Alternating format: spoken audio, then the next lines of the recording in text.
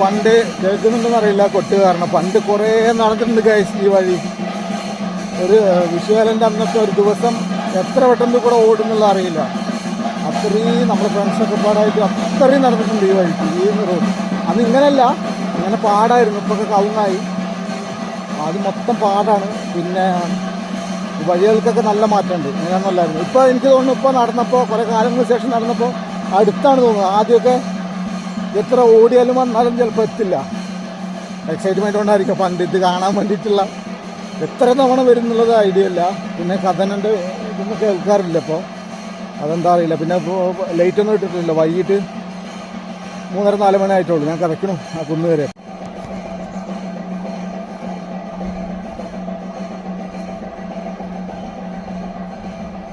നിൽക്കടാ കിച്ചു പറയും ബാക്കിയുള്ള കാര്യങ്ങൾ എന്തൊക്കെയായിരുന്നുള്ളത്.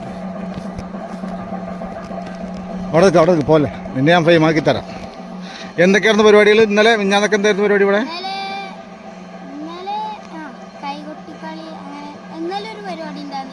ഇന്നലെ ഇപ്പൊ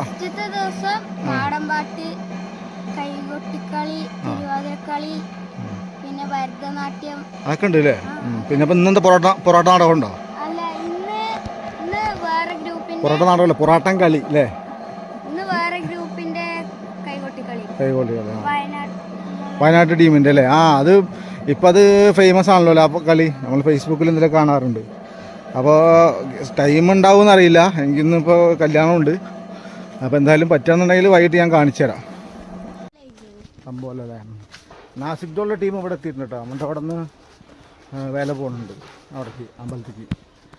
അപ്പോൾ ഇവിടെ ടീം വന്നിട്ടുണ്ട്. അവർ പടി തുടങ്ങും. അപ്പോൾ അത് കാണിച്ചു തരാം.